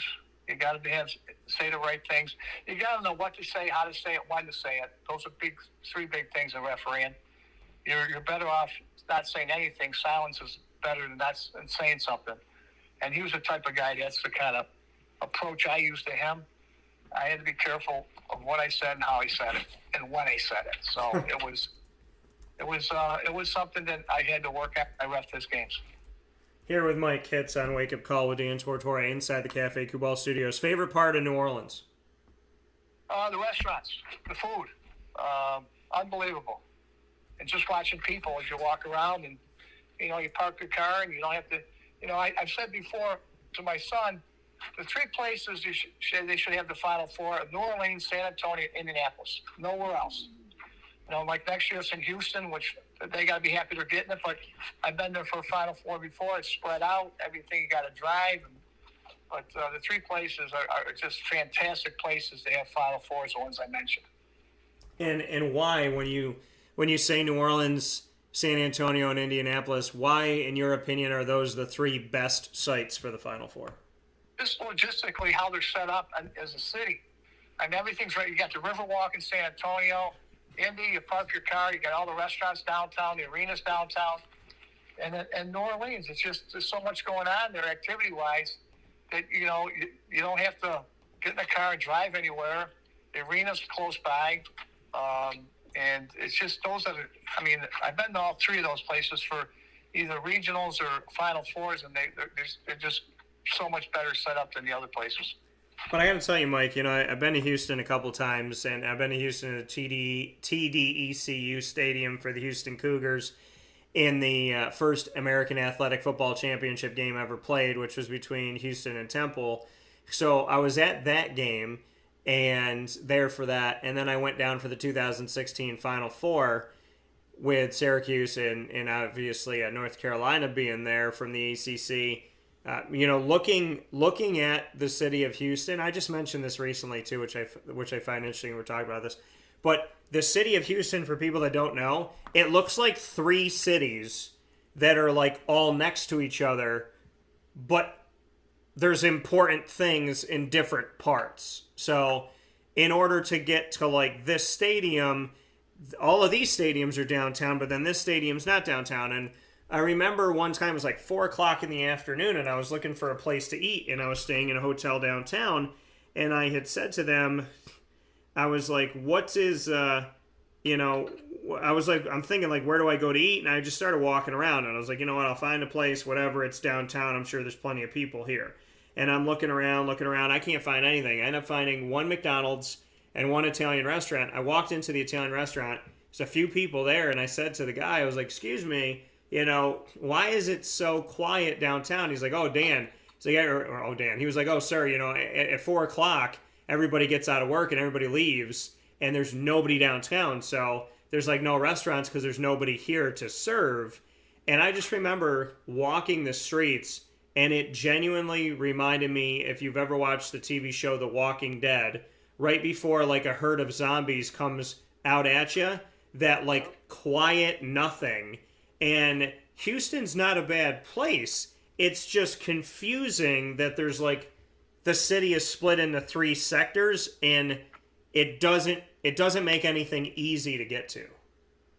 Yeah, I mean, I totally agree with you. I've been there. You know, I've been out in Dallas, and it's just not conducive to the type of atmosphere that you want in the Final Four compared to the other 3 cities I mentioned. So that's my opinion, and I know they got to move around, make everybody feel that they're getting part of it, but you know, those 3 places are just so fantastic to go to. Well, Mike, the last time, like you said, that you were down in New Orleans, you were officiating the Final Four. Fondest memories of the 2003 Final Four? You know, I was at a place called Mr. B's for dinner, and I was with Angela and Mike, Sir didn't go, and who came up to the table and said hello to me and congratulated me because he knew I was their referee. Roy Williams was having dinner there with his family. He came over and said hello to me and said, Mike, are you officiating? I said, I'm not supposed to tell you, yes, I am. But I mean, he figured out I'm not going to do it from Syracuse to New Orleans unless I was officiating. So yeah, it was nice that he came over. And, you know, Mike met him and Angela met him, and it worked out really well. What was the conversation like with Roy Williams back then? It was just about you know, he sees me a lot on TV refereeing. You know, I had a few Kansas games when he was there, and it's just a nice. It wasn't anything about calls or anything. It was just a congratulatory thing to me, and I congratulated him for being there. And then I saw him the next day in Kansas beat Marquette pretty good. That was the time Marquette had Dwayne Wade. Yeah, and Kansas beat him pretty easy. You know, and seeing that, you know, your hometown defeated at that time his Jayhawks, so kind of a very unique situation there too. And when you get called for the Final Four, and I know that, you know, they typically try and keep you away from like a hometown team and this and that. And I know you've done some Syracuse games in the past and whatnot, but what's the dynamic of that when you know they're choosing officials for the Final Four and they're saying, hey, these are our best options, we want them to do it, and there's that like world where you could have a game, and typically they try and keep you from having to cross paths with that. What's that dynamic like? It's I knew when I got picked in 1996 at the Meadowlands, in 2003 in New Orleans, that I would have the semifinal game opposite the Syracuse game. I knew they wouldn't put me in that position. They just wouldn't put themselves in that position. If they get questioned, something happened at the end of the game and Syracuse wins. Oh, Mike Kitts lives in Syracuse. That's why I want Syracuse. You know how people operate. Yeah. I mean, they'll find some negative in what they're doing. So I knew in 96 and 2003 that I was going to have the opposite semifinal game.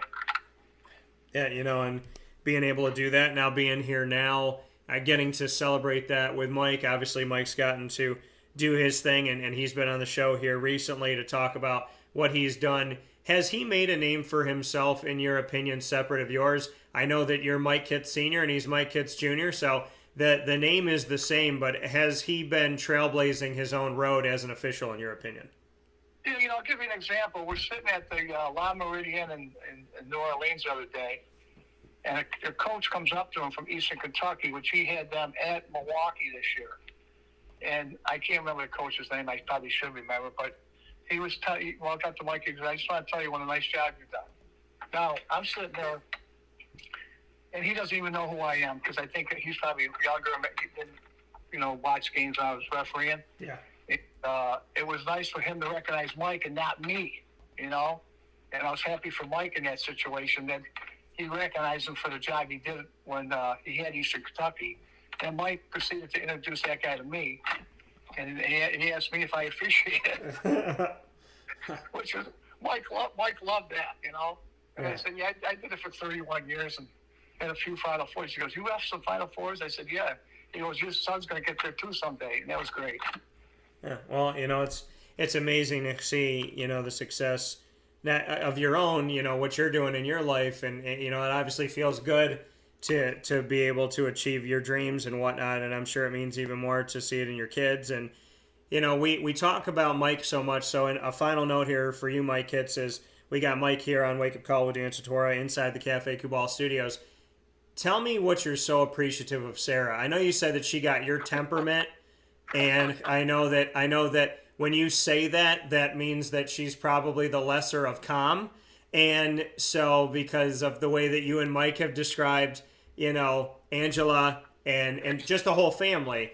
So how would you describe Sarah? I know you're very, very pleased with her. I know you helped her move into where she is. I know she's chasing her dreams as well. So just what you can say about Sarah and what her story has been and what it means to you as a dad. Sarah's a go-getter. She just, she did her undergrad at University of Rochester, and she went to Penn State School of Medicine and got her degree as a doctor, and she's doing a residency right now at Beth Israel in Boston.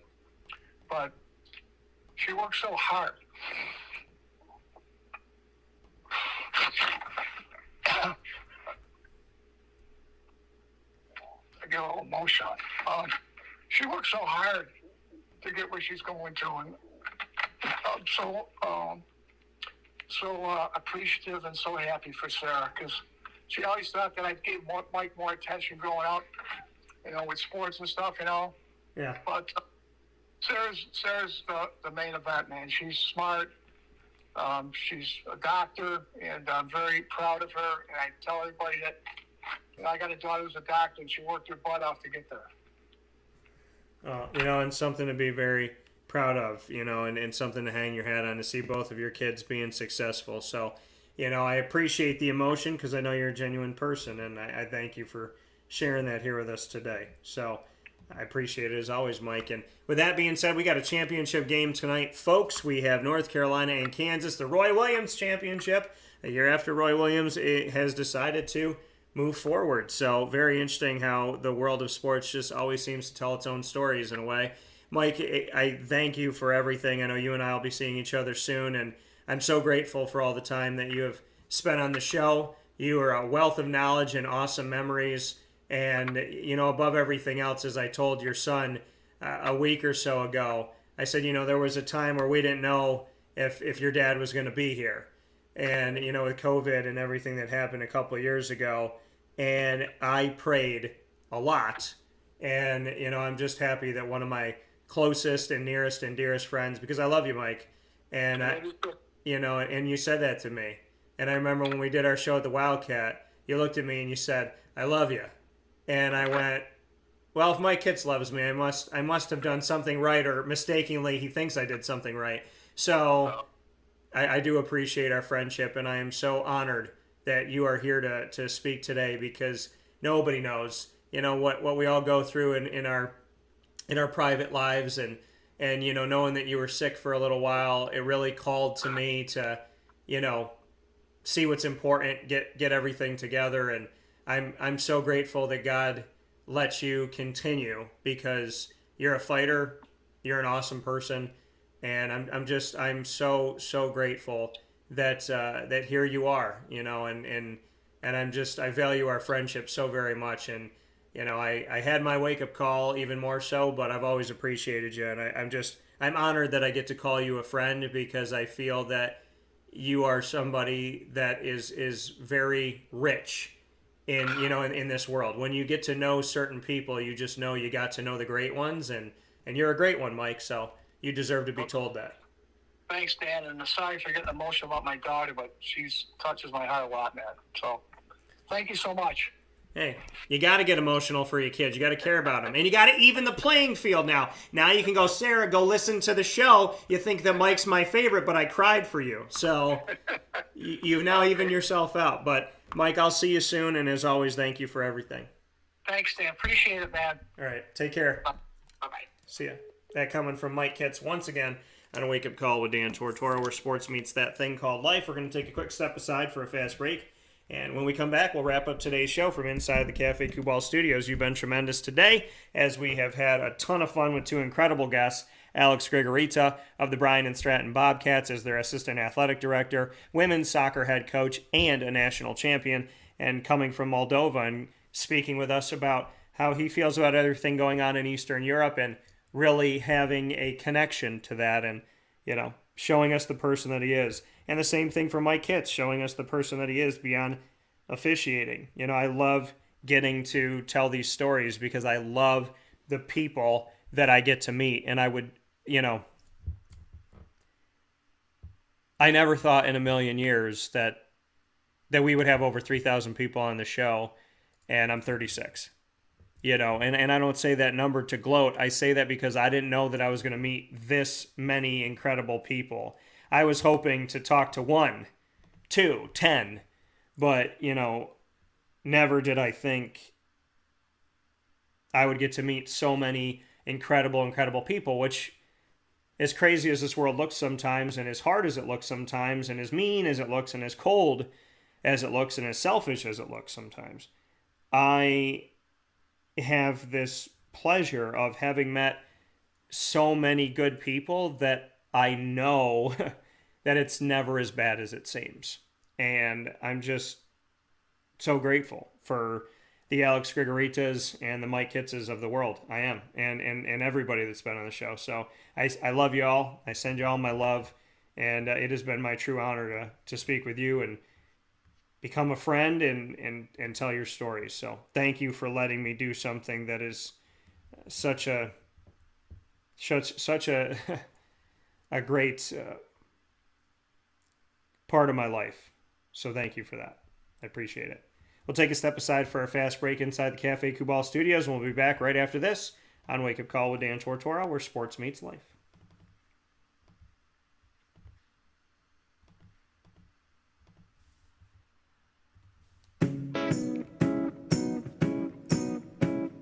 In these unique times, there are those in our community that give us a sense of normalcy and positivity. Pizza Man on 50 Oswego Street in Baldwinsville has been here for you for over 35 years and is here now. Call 315-638-1234 or order online at pizzamanbville.com to bring those familiar tastes into your home. And remember to come see our monthly on-site broadcasts centered around the community and our Baldwinsville Bees. Pizza Man in Baldwinsville. Any way you slice it, they are always here for you.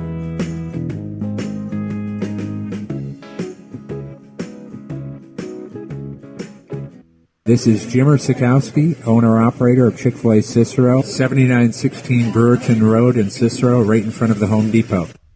I had a deep feeling that God wanted me to do something bigger with my life and to help people, help others. I kept putting Chick-fil-A in my life, and I realized as I was going through the franchise selection process that positively impacting the lives of others was really core to what we do here at Chick-fil-A. First of all, it starts with the food. The food is brought in fresh daily. We bring in local produce. We prepare to order in the kitchen. We hand bread our chicken. We hand spin our milkshakes. It's great food. It doesn't taste like fast food. I think the second thing is the way people feel when they come in a Chick-fil-A restaurant. It's different. We try to treat people with intentional kindness here, which is very different and deeper than good customer service. And so I think it feels remarkable for most people to come in a Chick-fil-A restaurant. And then lastly, The impact that we try to have in the community is very different. It's a big part of the expectation of every operator of a Chick-fil-A restaurant is that they're actively engaged in their community, they're a leader in the community, and they're making a difference. When they realize that what we're striving to do is to shine a little light in their life, that's a very, very different experience than you will have in any other quick service restaurant. And it's that remarkable experience that I think people will emotionally connect with. I'm George Townsend of Honda City with some good advice when buying a new car. The true cost of owning a new car is determined by the appraised value when you trade it. No vehicle appraises higher than a Honda. Next, look for low APRs and deep discounts. You also want low maintenance costs and great fuel economy. That's why my advice to you is to buy a new Honda. Looking pre-owned, visit our Honda Certified Used Car Center. Honda City, 7140 Henry Clay Boulevard, Liverpool, or HondaCity-CNY.com. It would be a pity if you don't shop at Honda City. Our corporate purpose at Chick-fil-A is to glorify God by being faithful stewards of all that's entrusted to us and to positively influence all those who come in contact with Chick-fil-A. And what became increasingly clear from our success at Cicero is that people love Chick-fil-A. And also I think we recognized that, we had a great opportunity to grow the brand and grow our platform. I felt incredibly grateful when I was selected to be a Chick-fil-A operator. I think what it's meant for me, what I've come to realize on a very deep level is that this is a calling for me. It's not a career. It's not a job. The Lord called me to be a Chick-fil-A operator and to use these restaurants to glorify Him and to positively influence other people. I'm blessed. I'm very blessed. Head to Chick-fil-A Clay on 3974 State Route 31 in Liverpool, New York.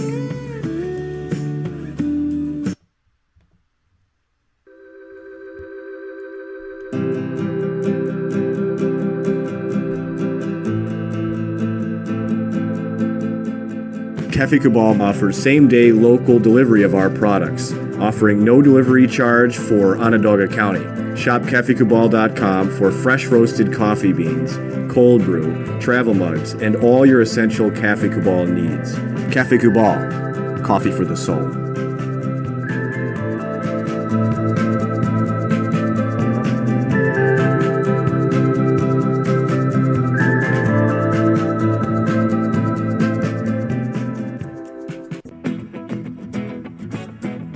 This is Amy from Mother's Cupboard, home of the whole frittata. We are open daily 6 a.m. to 1:30 p.m. For takeout orders, call 315-432-0942 and tune in to Wake Up Call with Dan Tortora for our monthly food challenge and try our Wake Up Call signature menu item available 7 days a week. Here at Mother's Cupboard, we are Central New York, and it's our honor to serve you. Ma and Pa's Kettle Corn and Popcorn Factory remind us that every day is worth celebrating. Find them at 201 Old 7th North Street in Liverpool, New York. Open Monday through Saturday in-store and all the time online at maandpaspopcorn.com. Serving our Central New York community and beyond. You can order all throughout the country at maandpaspopcorn.com. And remember to get your tins, which have in-store half-price refills forever. Ma and Pa's Kettle Corn and Popcorn Factory, available to you for fundraising and all of your events by calling 315-450-6272. That's 315-450-6272. Ma and Pa's Kettle Corn and Popcorn Factory. How corny are you?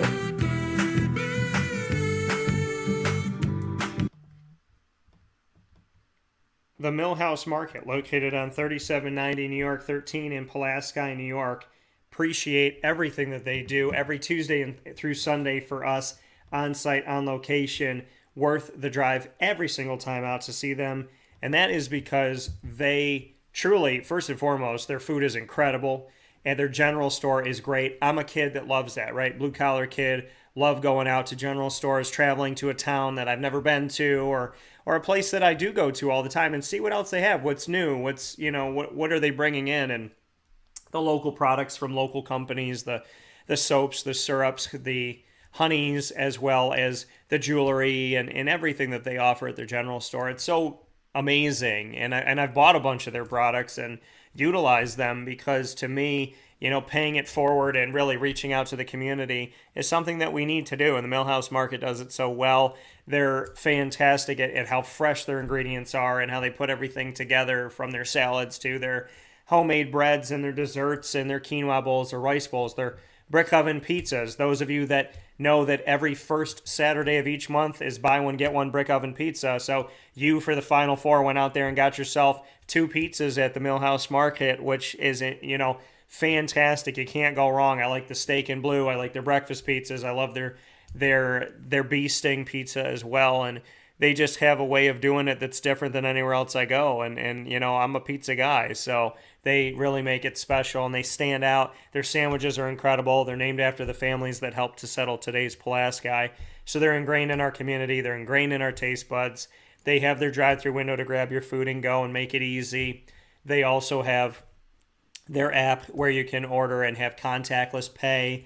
So, you can do everything very easily on the app. There's directions to the Millhouse Market on the app itself. Everything is user-friendly. The Millhouse Market app is on the Google Play or Apple App Store. You can also call in your order at 315-298-4104, and you can call them for catering. That's 315-298-4104. And then they have their indoor dining bistro menu that changes every single week, so you can try something special and something unique. So they're always finding a way to connect with us in so many different means. And I love that about what Rebecca Alford does. She is somebody who is constantly working in the back. She's the owner, and she's also the head chef. And she never wants to be in front of the camera. She never wants the accolades. But because of her, we have Millhouse. And so I want to say thank you, because I love the fact that it's in our community. So thank you to the Millhouse Market for all that you do, and much appreciation. 3790 New York, 13 in Pulaski, New York. Worth the drive every time. Back here inside the Cafe Kubal studios, I want to thank you for being incredibly amazing. Why? Because you are. Listen, and if God woke you up today, which he did, because you're watching and you're listening, right? If God woke you up today, he didn't wake you up to be sad. He didn't wake you up to be depressed. He didn't wake you up to let somebody bother you. He didn't wake you up to make you feel like you were inadequate, or you didn't matter, or you weren't strong enough, smart enough, pretty enough, handsome enough, funny enough, kind enough, whatever it may be. You are enough for God. So whoever you're not enough for, let that person go, because it doesn't matter. If you're not enough for them, you're enough for the one that made you. So be positive and be you. Inside the Cafe Kubal studios, talking about being positive and being you, they're all about positivity, and they're all about being who they are. Cafe Kubal is a brand that has made its name in our community to the point where we at least for me, I hold it with those other names that are international, right? I hold it there with them. And to me, I go to Cafe Kubal for my chais. I go to Cafe Kubal to pay it forward. I go to Cafe Kubal because I love the way that the food tastes. I love the way that the drinks taste. And I also love the fact that they're local, and I love the fact that they were made here, born here, raised here, and continue to grow here. That's the beauty of Cafe Kubal. And through everything, they were advantageous in the pandemic. They went out there and tried to expand, tried to get bigger. They and I formed a partnership during the pandemic. So it just shows me how willing they were to go out and do everything they can to succeed, even at a time where a lot of people were just closing up their doors and hiding. They didn't hide. They came out in the open and what can we do? How can we do this? How can we reach people? How can we help people? How can we grow who we are? And how can we be there for the community? And I love the fact that Cafe Kubal, at a time where it would have been easy to quit, did the opposite. And I respect that. So make sure you go to all of their wonderful locations on 3501 James Street, 324 West Water Street, 401 South Salina Street in Syracuse, as well as inside of Golisano's Children's Hospital in downtown Syracuse, 343 Fayette Street in Manlius, and their giant behemoth of a brown stripe building.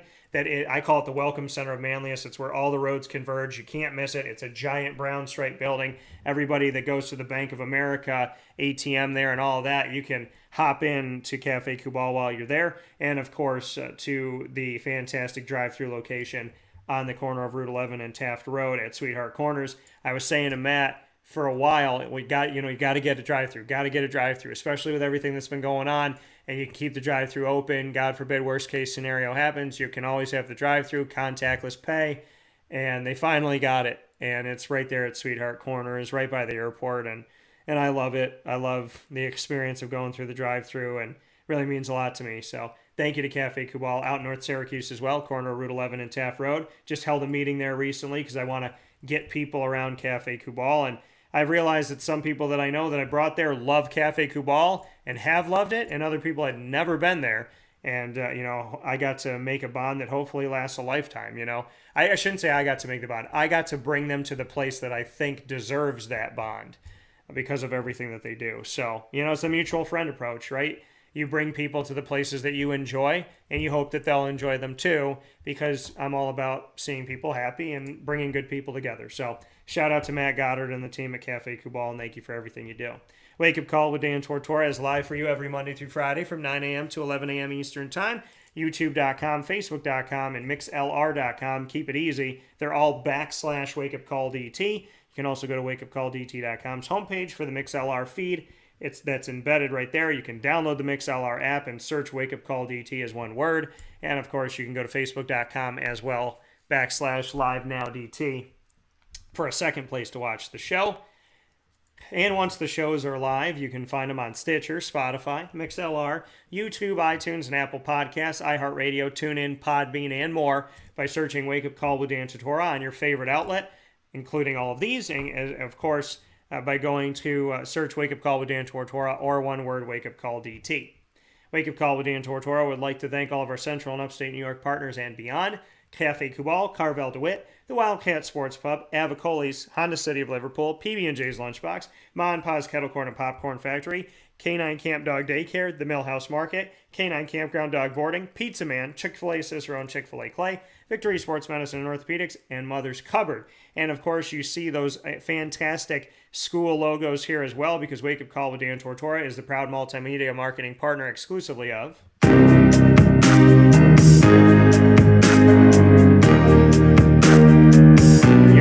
College Dolphins. It is Fins Up every single month on Wake Up Call with Dan Tortora. And of course, you can join us every first and third Wednesday of each month at 9 a.m. Eastern Time for AD and DT with Athletics Director Bob Beretta and myself, Dan Tortora, giving you special topics with the leader of the athletic department. Nobody has this much of an opportunity to have a straight line to athletics with Lemoyne College than what you'll find here on Wake Up Call with Dan Tortora, and this unedited opportunity to hear from Bob Beretta and on so many different topics that are so pertinent to our community, to the college itself, to the alumni, to the future Dolphins, to everybody that's currently on campus, to the school itself, as well as to the athletic department.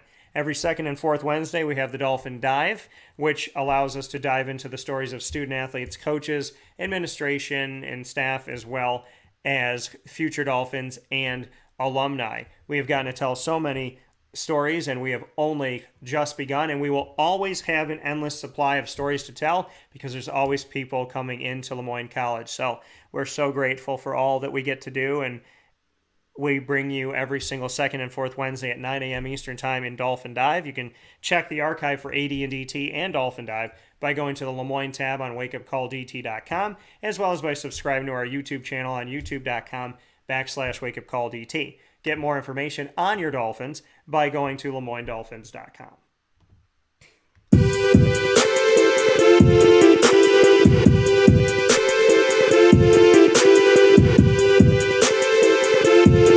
Wake Up Call with Dan Tortora is also the proud multimedia marketing partner exclusively of your Marywood University Pacers.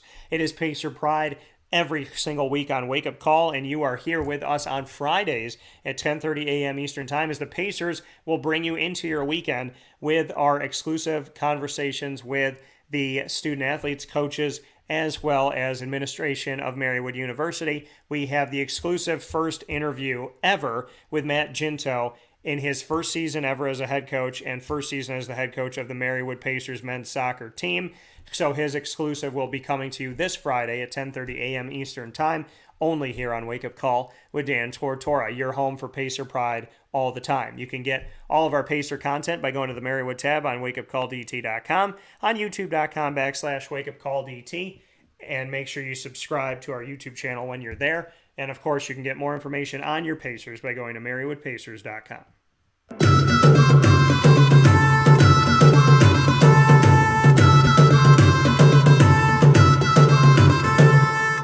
The Bryant Stratton Syracuse call Wake Up Call home as well with an exclusive multimedia marketing partnership that brings you the Bobcat Buzz every single month with specials airing throughout the month celebrating Bryant Stratton College of Syracuse and these student athletes, coaches, and administration of the Bobcats. Alex Grigorita got to tell his incredible multi-layered story today. Nick Dmitrievsky told his story as well, and we just did an exclusive sit-down with Clay Gagan-Sherman to unveil him as the men's basketball head coach after spending the last few seasons creating the women's basketball program at Bryant Stratton. He's now shifted over to the men's team as their head coach, and we got to bring you the exclusive first interview, breaking news since he got the job. So we got to break the news on him getting the job and do the exclusive first interview on site, on location, at a fantastic place that we're proud to partner with, which is Mother's Cupboard there on 3709 James Street in Syracuse, New York. Open daily every single week from 6 a.m. to 1:30 p.m. So all of those are available for you. Make sure you check them out at the BSC SYR tab on wakeupcalldt.com. Subscribe to us on youtube.com/wakeupcalldt. And you can definitely check out more from the Bobcats by going to syracuse.bscbobcats.com. With that being stated, I hope you have a fantastic day today. I am so eternally grateful for all of you that let me be a part of your day and let these coaches and players, administrators, but a vessel to hopefully bring God into your life, faith into your life, positivity into your life, with all the respect in the world for who you are and what you are. I only seek to bring you happiness, positivity, and to tell the stories. I am very proud to be a vessel that can bridge the gap between fan and coach, fan and student athlete, and someone who's a dreamer and their future dream. You know, we only seek to bring people together here on Wake Up Call with Dan Tortora, always to unite, never to divide. And I am so thankful and grateful of everybody that's allowed me to tell their story, of all of you that have allowed me to share their stories, and to every wonderful business I get to work with, and all of the wonderful members of my family, be it biologically or just through love itself. Thank you to everybody that's become a part of my family. Thank you to God above everybody. Thank you to my incredible woman in my life, Carrie. Thank you to my dog, Lily, and to my dogs in heaven, Shady and Mordu and Cinnamon.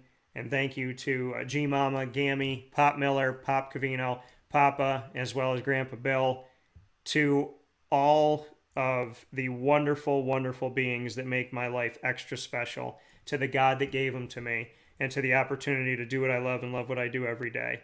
I wish you a beautiful day, and I wish you the same. God bless you, and I pray that for you. Stay safe, stay well.